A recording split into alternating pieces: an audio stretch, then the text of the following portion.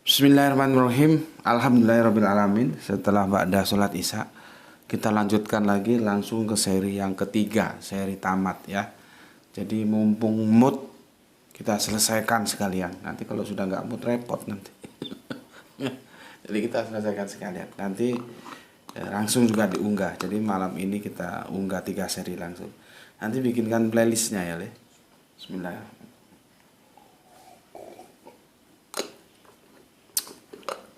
Sebelum ke sini, lihat dulu seri sebelumnya, yaitu seri yang kedua ya. Jangan langsung masuk sini kamu. Sekarang kita masuk seri yang ketiga tamat ya. Masuk seri yang ketiga tamat.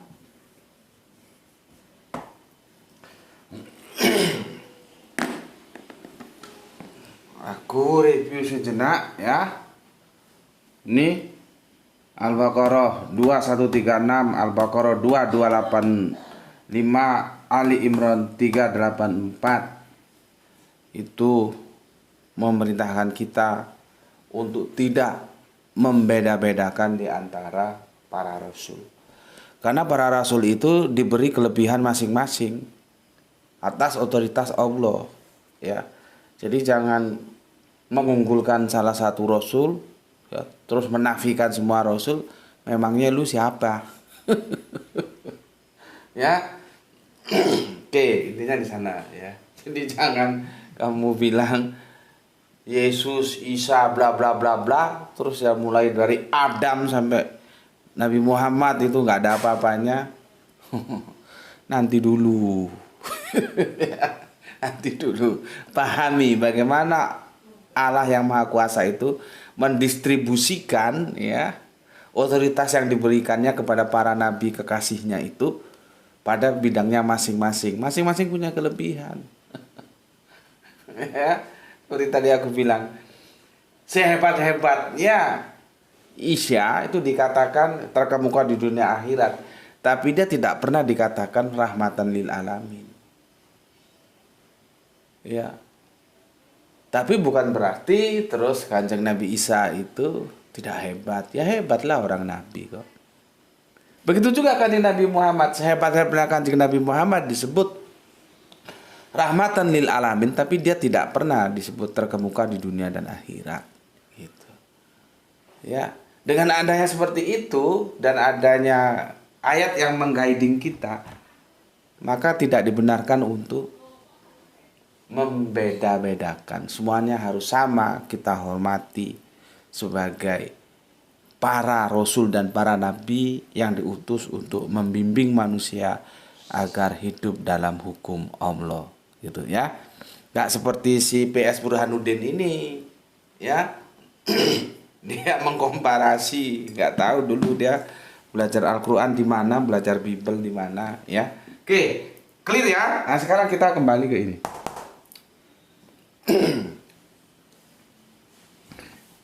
Ini juga PS Burhanuddin juga sepertinya nggak kurang luas ya cara mengambil sebuah potret dari sebuah ayat. Dia kurang luas ya.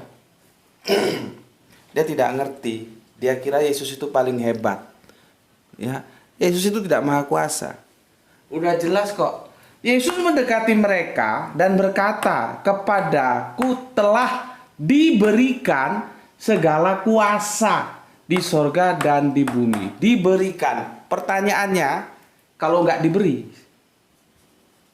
kalau nggak diberi, bagaimana?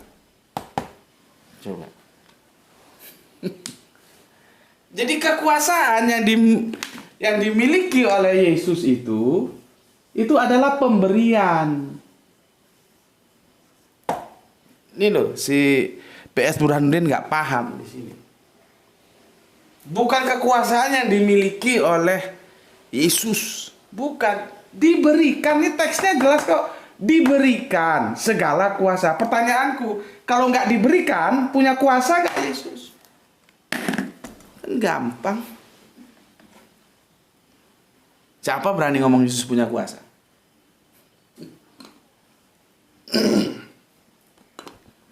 Coba camkan dalam-dalam. Teksnya jelas mengatakan diberikan. Artinya Yesus itu tidak punya apa-apa. Termasuk kekuasaan dia tidak punya. Tapi akhirnya dia punya kuasa karena apa? Karena diberi. Kalau nggak diberi, ya nggak punya. Terus gitu mau mengalahkan nabi-nabi lainnya. Yang Bapak Adam lah, yang sampai Abraham lah, sampai Moses lah. Ya nggak bisa dong. Bismillahirrahmanirrahim.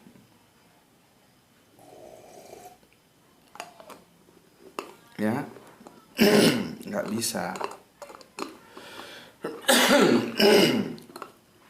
Jadi artinya Yesus itu jangan pernah dibayangkan dia maha kuasa. Ya. Terus dibandingkan. Enggak, dia tidak maha kuasa. Dia punya kekuasaan, iya. Tapi dari mana? Diberi.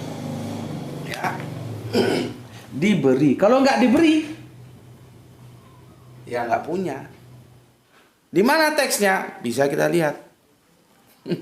Bahwa Yesus tuh nggak bisa apa-apa, gitu loh ya. Di Yohanes 5:30 ya. Yohanes 5:30. Ayo, Le, tolong eja Le, Bapak tulis. Ini biar om-ommu ngerti nih. Biar otaknya menjadi cerdas setelah mengikuti kajian di sini. Yohanes 5:30. Ya. Oke, sebentar ini Bapak hapus dulu. Oke, mulai. Aku tidak. Dari sini aja sudah nampak. Tidak dapat berbuat apa-apa. Terus? Dari diriku sendiri. Diriku sendiri. Oke. Lihat itu. Aku menghakimi sesuai dengan apa? Sesuai dengan apa yang aku dengar. Yang aku dengar dan penghakimanku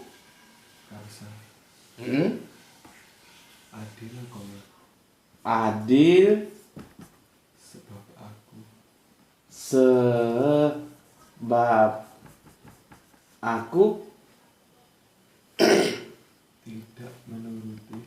Lihat ini, sebab aku tidak menuruti kehendakku sendiri. Lihat ini, kehendakku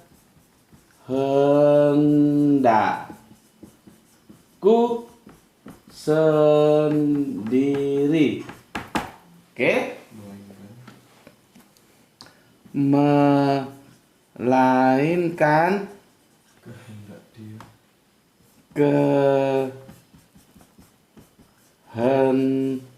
Kehendak dia yang mengutus aku. Titik. Sudah. Kehendak dia yang mengutus aku.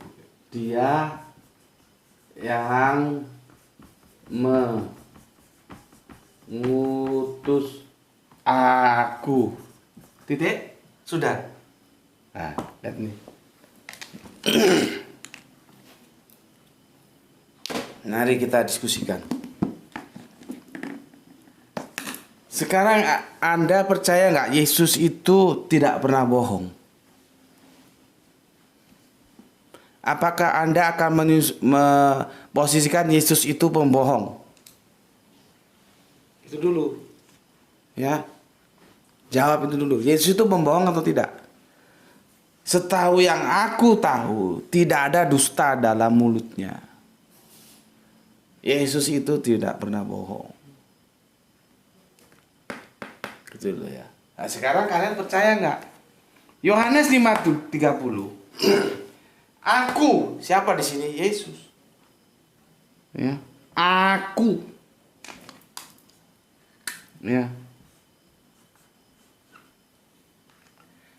Aku tidak berbuat apa. Aku tidak dapat berbuat apa-apa dari diriku sendiri. Ya. Yesus itu tidak dapat berbuat apa-apa dari diriku sendiri. Itu yang disampaikan dia. Kalian terima nggak? Aku menghakimi sesuai dengan apa yang aku dengar. Dan penghakimanku adil. Sebab aku tidak menuruti kehendakku sendiri. Lihat ini. Aku kasih inilah supaya kamu ngerti, supaya cerdas. Ya, aku tidak dapat berbuat apa-apa dari diriku sendiri. Nih. Yesus bilang tidak dapat berbuat apa-apa. Kalau dibenturkan dengan ini jadi terbentur dia. Katanya kuasa. Tapi tidak dapat berbuat apa-apa. Tapi kalau nanti aku rangkai ini tidak berbenturan. Ya. Oke. Aku tidak dapat berbuat apa-apa dari diriku sendiri. Aku menghakimi sesuai dengan apa yang aku dengar. Dan penghakimanku adil. Sebab aku tidak menuruti kehendakku sendiri. Jadi bukan carpe dewe. Yesus itu tidak bebas, tidak otoritatif semau-maunya sendiri. Nih. Tidak menuruti kehendakku sendiri. Melainkan kehendak Dia yang mengutus aku. Nih.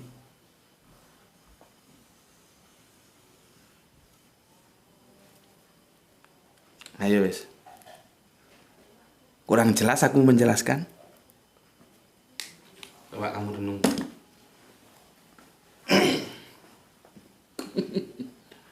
Punya kuasa nggak Yesus?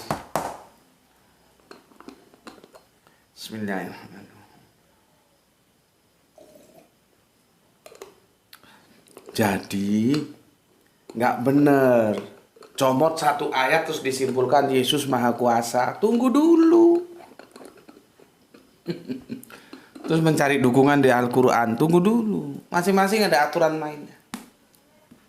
Ya. Oke, sekarang kita ke sini. Dengan jujur, tapi ya terserah kalau kamu nggak mengakui bahwa Yesus itu jujur, menurutmu Yesus itu pembohong, itu ya urusanmu. Tapi ya sejauh yang aku tahu, ya, bahwa tidak ada dusta dalam mulutnya. Artinya Yesus berkata jujur. Ya. Oke. Ini dia ngomong sendiri, aku tidak dapat berbuat apa-apa dari diriku sendiri. Clear kan? Aku menghakimi sesuai dengan apa yang aku dengar dan penghakimanku adil. Sebab aku tidak menuruti kehendakku sendiri. Enggak sakarepe dhewe. Enggak semau-maunya Yesus sendiri. Ada otoritas yang mengatur dia. Dijelaskan di sini, ya, melainkan kehendak Dia yang mengutus aku. Jadi Yesus itu, ya, tunduk terhadap kehendak Dia yang mengutus Yesus. Dia yang mengutus Yesus. Coba. Kita kembalikan di sini.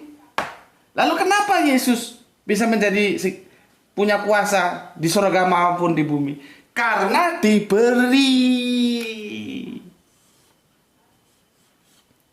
Jadi kuasanya itu kuasa pemberian, bukan kuasa milik Yesus. Ansik. Coba, kalau gini kan ayatnya tidak tabrakan. Ya. Yesus, aku tidak dapat berbuat apa-apa. Nah, di sini, loh, segala kuasa di surga dan di bumi dia punya kok. Iya, tapi dari mana? Kuasa itu diberi. Jadi ini klop.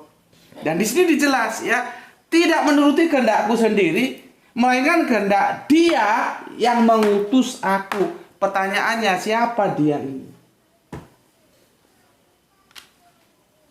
Dan apa posisi Yesus? Utusan, Dia diutus. Tapi biasanya kalau ngaji sama kalau diskusi sama yang Kristen-Kristen pemula itu dia bilang Yesus itu memang utusan tapi dia Tuhan gitu. Jadi Tuhan mengutus Tuhan. Atau Tuhan mengutus dirinya sendiri. Jadi kacau kan? Tuhan mengutus Tuhan atau Tuhan mengutus dirinya sendiri. Ya jelas lah. Yang diutus sama yang mengutus itu otoritasnya tinggi yang mengutus. Itu logika sederhana aja. Kecuali bahasa Indonesianya dulu ndak lulus, dapat D, ya nggak tahu aku. Mau aku jelaskan model apa lagi sudah semudah ini kok. Yang mengutus itu pasti otoritasnya lebih tinggi daripada yang diutus. Nah, Yesus itu diutus. Dia mengikuti kehendak siapa? Kehendak Dia yang mengutus aku. Nggak bisa Yesus semau-maunya. Ini si PS Burhanuddin main selonong boya aja. Main selonong boya aja. Oke, clear ya. Kenapa punya kuasa di surga dan di bumi? Karena diberi. Siapa yang memberi? Dia yang mengutus aku. Siapa Dia? Ya ini kita cari. Ya, siapa Dia itu? Ya, siapa Dia? Ini sayang papan tulisnya tidak cukup, maka harus aku hapus. Ya. Siapa Dia ya? Dia yang mengutus aku itu ya. Siapa? Jadi kita mengkompilasi ya dari Matius 28 ke Yohanes 53 ya. Ini sudah jelas ya. Aku hapus dulu ini. Ya. Hapus. Jadi dia punya kekuasaan karena diberi. Bukan miliknya sendiri kekuasaan itu. Ya. Sekarang siapa Dia yang memberi kekuasaan kepada Yesus itu? Ya. Siapa Dia? Maka ini akan kita bawa lari ke Yohanes 17:3. Ya. Ini Yohanes 17:3. Oke, kita mau cari jawaban. Siapa yang mengutus? Oke. Apa katanya di sini? Inilah ya. Sebentar. Biar kering dulu. Ya. Inilah hidup yang kekal itu. Inilah hidup yang kekal itu. Nggak tahu ini. Teman-teman Kristen bisa paham nggak ayat ini? Yang mengenal engkau. Yang mengenal engkau satunya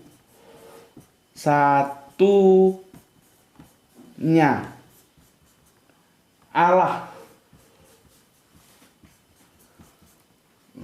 Habis ini nanti ya.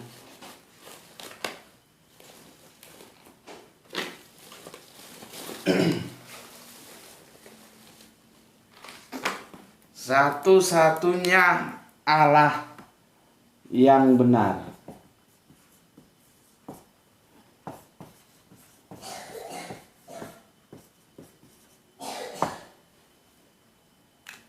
Ya. Inilah hidup yang kekal itu yang mengenal Engkau satu-satunya Allah yang benar. Ada Allah lain enggak? Ini sebetulnya bukan tajuk utama kita, tapi mumpung lewat. Ada Allah lain enggak? Baca itu di Ten Commandment. Jangan kau menyembah kepada Allah lain. Kenapa kok tiba-tiba bisa hadir Yesus, hadir Roh Kudus? Padahal sudah jelas teksnya. Jangan adakan Allah lain. Dan di sini sudah jelas, ya. Inilah hidup yang kekal itu yang mengenal Engkau satu-satunya. Kok sudah ini ya? Mana? Ini wis. Ini satu-satunya buah tomat yang aku miliki. Aku punya buah tomat lagi enggak? Coba otaknya dibuka dikit lah. Ya. Udah cukup segitu aja. Nah, lihat ini, dengar. Ini satu-satunya tomatku. Aku punya tomat lain enggak? Ya bener, enggak punya. Karena satu-satunya. Bukan salah satunya. Kalau ini salah satu tomatku, berarti aku punya tomat lain. Ini enggak. Alkitab mengatakan, Engkau satu-satunya Allah yang benar. Berarti tidak ada Allah lain. Cocok dengan Dasatita, Ten Commandment, 10 perintah Tuhan. Jangan engkau adakan ilah lain. Jangan adakan Allah lain. Setelah Allah tidak ada yang lain. Entah itu Roh Kudus, entah itu Yesus, tidak ada. Gitu. Ya, ini mumpung lewat saja nih sebetulnya ya. Mumpung lewat saja. Aku kasih kamu kursus kilat untuk memahami diksi satu-satunya. Satu-satunya itu berarti dia tunggal, satu, tidak ada yang lain. Kalau ada yang lain itu salah satunya. Beda. Satu-satunya sama salah satunya, masa nggak bisa bedakan sih ya? Oke, aku lanjut. Ya, inilah hidup yang kekal itu yang mengenal Engkau satu-satunya Allah yang benar dan ya Yesus Kristus yang telah Engkau utus.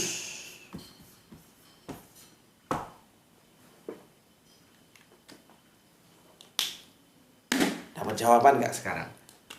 Inilah hidup yang kekal itu yang mengenal Engkau satu-satunya Allah yang benar dan Yesus Kristus yang telah Engkau utus. Yesus Kristus diutus. Yang mengutus siapa? Engkau. Engkau itu nisbahnya jatuh kemana? Jatuh ke sini loh.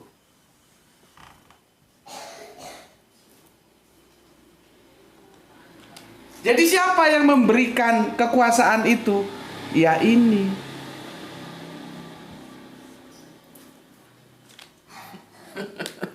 Kalau nggak diberi sama Allah, ya tidak punya kuasa dia.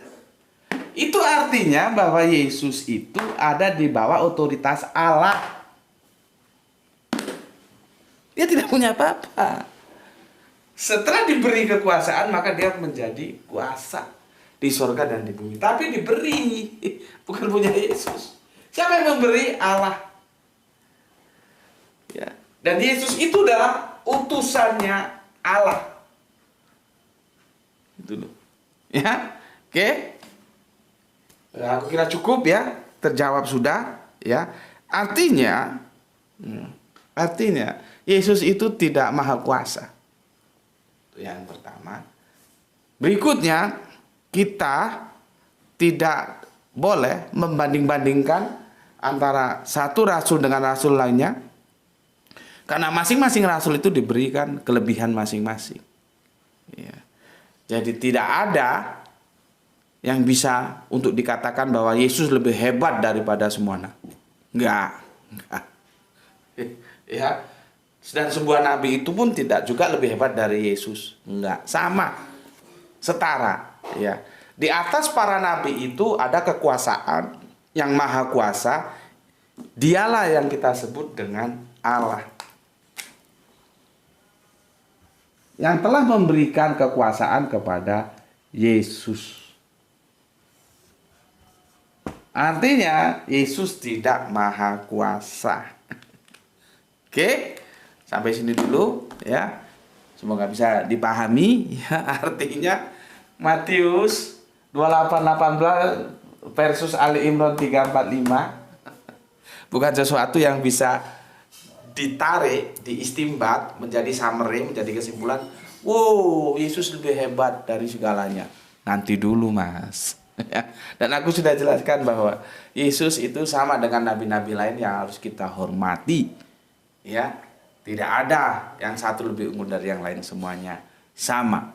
Begitulah cara Islam memandang dengan sebuah kebijaksanaan bahwa mereka adalah para hamba-hamba Allah yang terpilih kemudian dimuliakan, diberikan kepercayaan amanah untuk membimbing manusia supaya hidup dalam hukum Allah. Begitulah Alkitab mengatakan, begitulah Al-Quran juga mengatakan. Oke, sampai di sini semoga bisa paham dan mencerdaskan otak kalian semuanya sehingga bisa memandang permasalahan secara proporsional. Sampai ketemu lagi ya. Untuk saudaraku yang Islam, jaga hati ya supaya selalu bersih, imannya tetap subur ya. Jaga Allah, jaga Al-Quran, jaga Kanjeng Nabi. Simpan dalam hatimu sebagai milik yang paling dalam. Tetapi jangan lupa tetap memberi hormat kepada saudara kita yang memilih jalan lain. Oke, ya, semoga mendapatkan rezeki yang barokah dan kesehatan yang prima sehingga kita bisa melanjutkan kajian-kajian kita sebagaimana waktu-waktu yang lalu. Bismillahirrahmanirrahim. Alhamdulillahirabbil alamin.